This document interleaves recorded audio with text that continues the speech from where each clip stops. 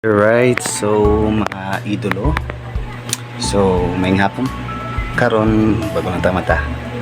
So magluto ta para panihapon di ay. So magpalit ron og sudan para panihapon, and before ta magluto pa-follow di ay ni Jason E. Pipito. Kulera basta di mo follow. So paki-follow da basta makulerahan no. So ayun, pagkalimot na ako. Support ba? Support local. Let's go. Right, so karon ngandam ta kay magbalitag sudan.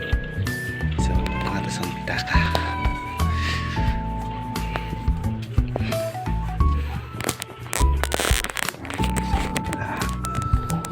So nato yawi. Let's taglamas. So let's go.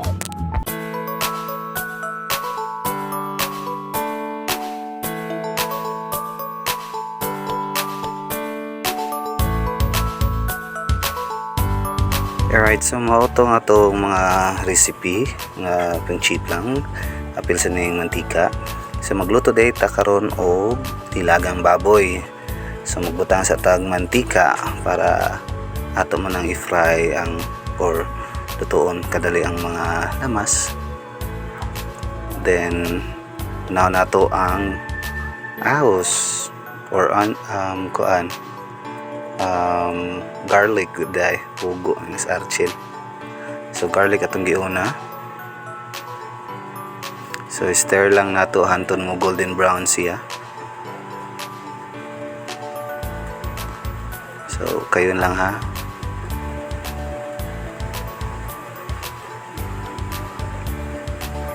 Then ang sunod is ang bombay or onion. So ato lang sunod lang dayon. Same gyapon buhaton nato nga makuan siya maluto. Then the next one will be the ginger.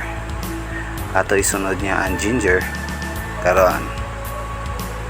So stir lang hantod mo gawas yang humot nga baho sa lamas.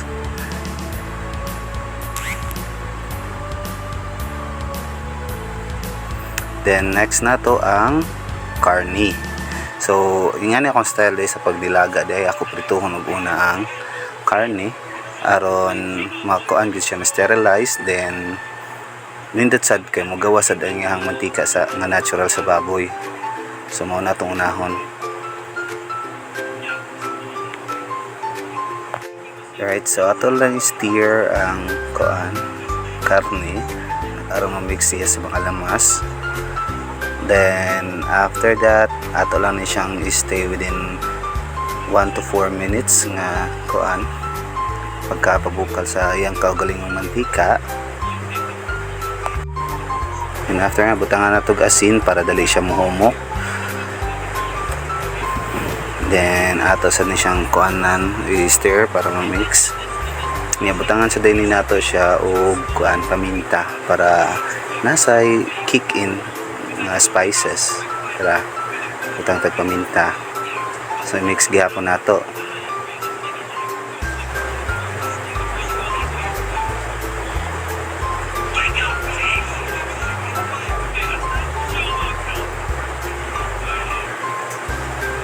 So ato lang ni siya stay or mga 1 to 2 minutes. Then after na butangan na nato og sabaw.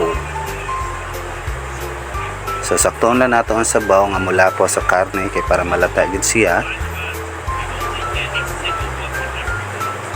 Kana sakto lang lapaw. Then ato nang pabukalon within 1 to 5 minutes nga pabukal. Tanawon lang nato kung mabukal gid siya aron ma kuan gyud. So dira ni bukal na siya. Magbutang na ta og pork cubes. Another ingredient sa day para pampalasa ni siya. So ato lang i-dissolve siya with the boiling water. Wala boiling water. My God. So stir lang gid na siya ikaw hindi siya sterilize lang gid siya sa kan para mula mukatag gid ang lasa. Kaya mo dissolve sa pan, 4 cubes.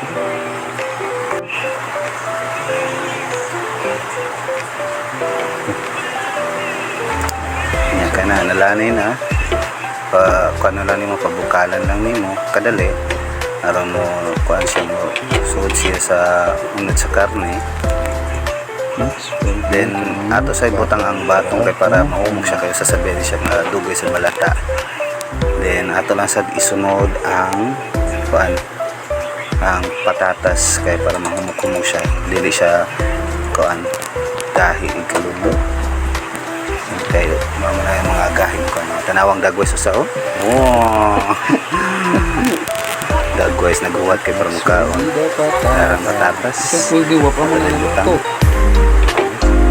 Kayong lang, mix lang tanan kay para pantay ang pagkalata sa gulay o sa karne. So pagkalan lang nato. So lastly, ibutang ang pichay mao ni pinakalas. So 5 minutes dito na, more than 5 minutes to dito na ako ipabukalan dahil ang kanina after nakabutang sa patatas o sa bato para ma-shorten lang ang time ako lang ikuan.